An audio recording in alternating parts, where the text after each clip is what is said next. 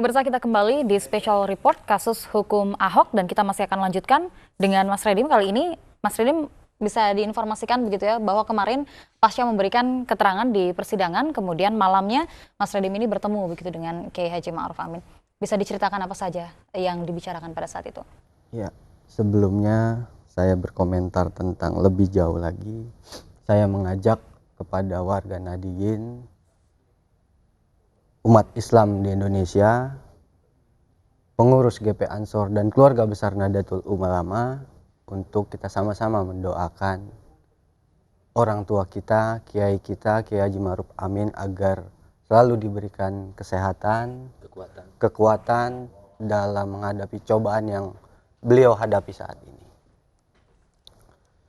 Ya, kalau saya melihat dari perkembangan 1-2 hari ini, apa yang dilakukan oleh Pak Basuki Cahayapurnama atau Ahok ini memang konteks kemarin ya Mbak ya, kok di persidangan kemarin. Anda hadir di persidangan kemarin? Saya tidak hadir, tapi saya melihat semua rekaman utuh dari beberapa senior dan kiai yang merekam itu semua. Kita melihat bahwa ya tidak patut dan tidak layak Pak Ahok ini bicara dan menuding, melecehkan.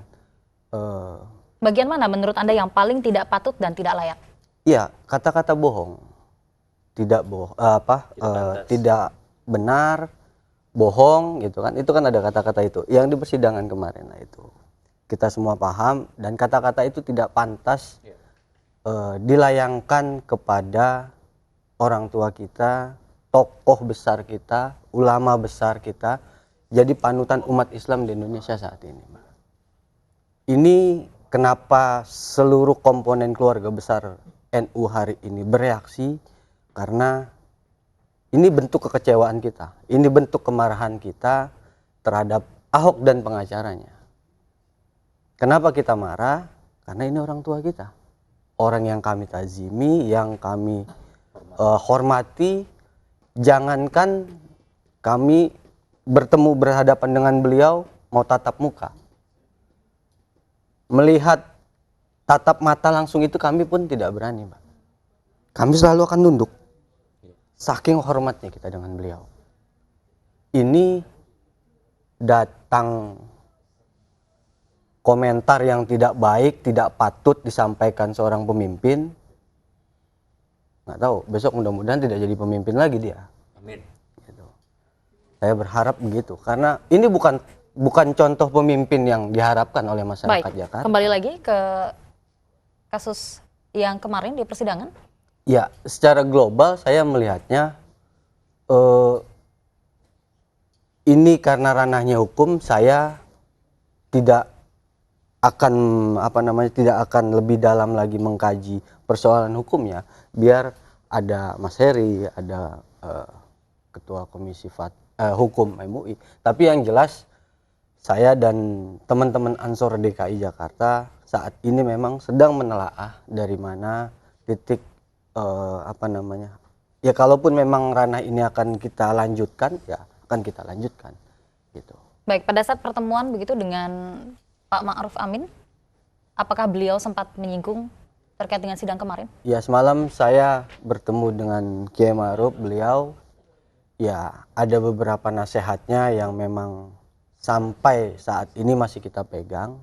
Beliau mengatakan ya semua keluarga besar NU harapnya untuk lebih lanjut lagi, nanti menahan diri lebih lanjut lagi sampai ya kita melakukan sebuah diskusi dan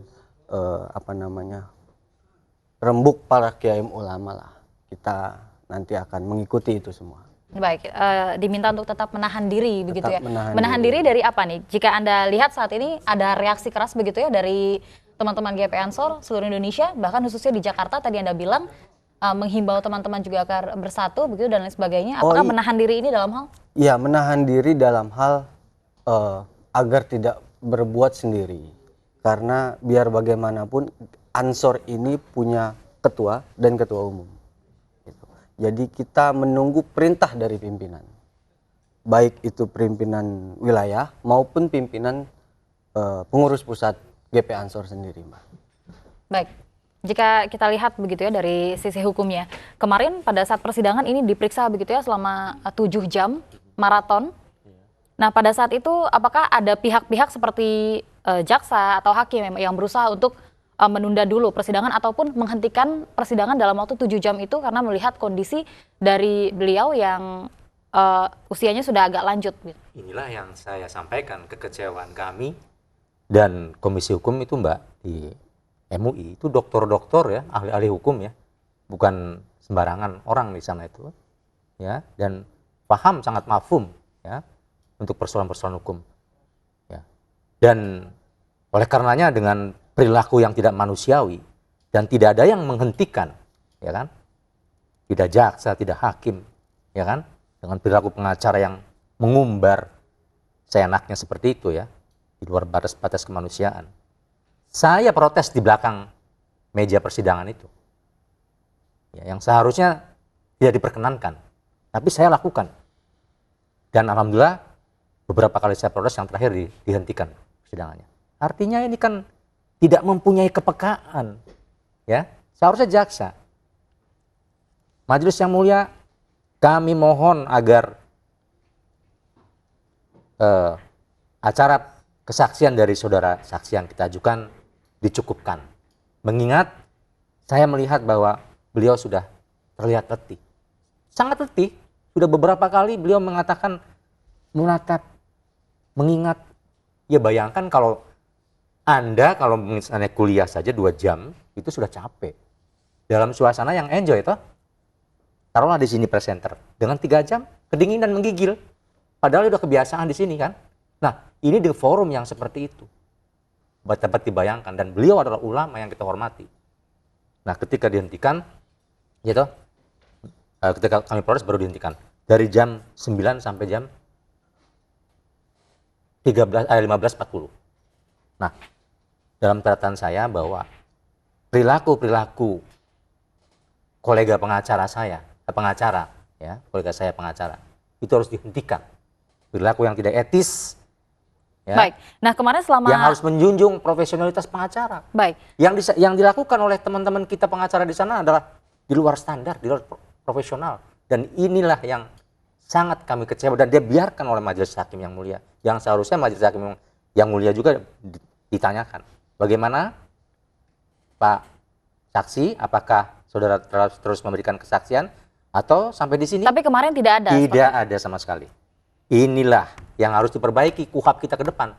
Jangan sampai tidak ada lagi orang yang mau menjadi saksi dalam persidangan pidana karena takut, under pressure, di bawah tekanan, ya. Apalagi dikriminalisasi kemudian dilaporkan polisi dan sebagainya. Siapa yang mau jadi saksi? LPSK pun tidak ada yang harusnya bertindak mendampingi. Nggak ada yang statement apapun dengan proses-proses ini. Baik, kemarin selama 7 jam diperiksa dan juga banyak sekali pengacara dari terdakwa ini yang mengajukan pertanyaan, bahkan pertanyaannya tersebut berulang-ulang. Iya, dan tidak relevan itu. Berulang-ulang sudah dan tidak disampaikan relevan oleh Kiai Ma'ruf bahwa saya tidak perlu menjawab, pertanyaan Anda tidak relevan, dan sudah saya jawab. Tapi terus menggali tidak ada yang berusaha menghentikan, apakah itu jaksa atau hakim? Pertanyaan yang sangat tidak sopan menurut kami. Dan itu jaksa membiarkan, bahkan ada yang tidur. Nah itu saya sampaikan. Ini sebagai bentuk protes kami sebagai Komisi Hukum.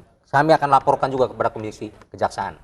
Ya, walaupun Komisi Kejaksaan juga sampai saat ini juga tidak punya gaung, ya, tidak punya. Tapi akan saya sampaikan. Baik, ini merupakan bentuk kekecewaan begitu ya, bentuk kekecewaan dari pihak saksi yang dihadirkan pada persidangan kemarin, pemirsa, terkait dengan tidak ada perlindungan begitu kepada saksi yang dihadirkan.